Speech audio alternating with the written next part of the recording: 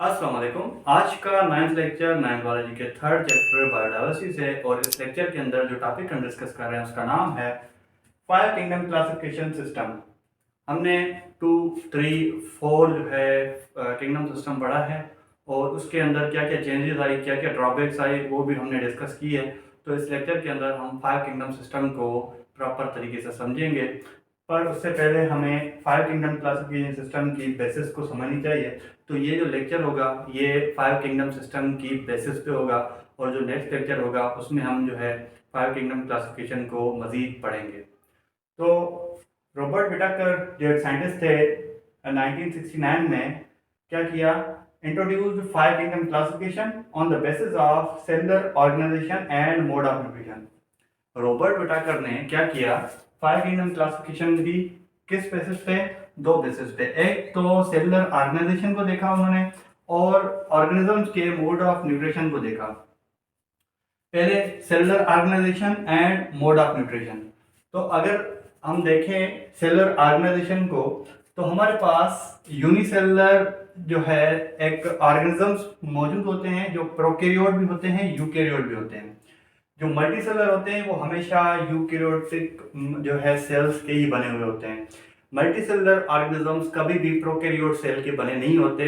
जो unicellular organisms होते हैं वो प्रोकैरियोट भी होते हैं और यूकैरियोट भी होते हैं, और जो यूनिसेलुलर प्रोकैरियोट ऑर्गेनिजम्स होते हैं उनके लिए एक अलग किंगडम बनाया गया था जिसको नाम दिया था किंगडम मोनेरा। तो अगर यूनिसेलुलर प्रोकैरियोट को देखा जाए तो हमारे पास ऑर्गेनिज्म मौजूद है बैक्टीरिया, हमने पढ़ा है बैक्टीरिया या साइनोबैक्टीरिया, ये भी बैक्टीरिया का टाइप है। तो ये यूनिसेलुलर, कौन से यूनिसेलुलर है? प्रोकैरियोट यूनिसेलुलर है। वो यूनिसेलुलर एक ही सेल के बने हुए हों और जिनके अंदर ट्रू न्यूक्लियस मौजूद ना हो। दूसरे आते हैं यूनिसेलुलर यूकैरियोट। ये कौन से थे? जो किंगडम प्रोटिस्टा में रखे गए, और इसका जो एग्जांपल है फॉर एग्जांपल एमोबा या यूग्लिना आप कंसिडर कर लो। तीसरे नंबर पे आते हैं मल्टीसेलुलर यूकैरियोट। अब इसका एग्जांपल है ह्यूमन। हम ह्यूमन हैं, हम जो है मल्टीसेलुलर ऑर्गेनिज्म है और उनके हमारे अंदर जो सेल पाया जाता है वो यूकैरियोटिक सेल है। तो पहली बेसिस ये थी, सेलुलर ऑर्गेनाइजेशन की बेसिस पे उन्होंने 5 किंगडम क्लासिफिकेशन सिस्टम दिया। सेकंड था मोड ऑफ न्यूट्रिशन। हमने ऑटोट्रॉफ और हेटेरोट्रॉफ पढ़ा हुआ है कि एक कुछ ऑर्गेनिजम्स ऐसे होते हैं जो ऑटोट्रॉफ होते हैं। जो प्लांट होते हैं वो सब के सब जो है ऑटोट्रॉफ होते हैं, और जो अदर ऑर्गेनिजम्स होते हैं वो हेटेरोट्रॉफ होते हैं। हेटेरोट्रॉफ के अंदर भी मजीद 2 हैं। एक कौन से होते हैं? एक जो ह्यूमन है, फॉर एग्जांपल हम क्या करते हैं, फूड को इंजेस्ट करते हैं ओरल कैविटी से थ्रू एनस। तो ये मतलब सारा एक सिस्टम होता है हमारे पास, कॉम्प्लेक्स डाइजेस्टिव सिस्टम है। तो हम क्या करते हैं, इंजेस्ट है, तो हम इंजेस्टिव हेटेरोट्रॉफ हैं। एक होते हैं इंजेस्टिव हेटेरोट्रॉफ और दूसरे हमने पढ़े हुए हैं फंजाई।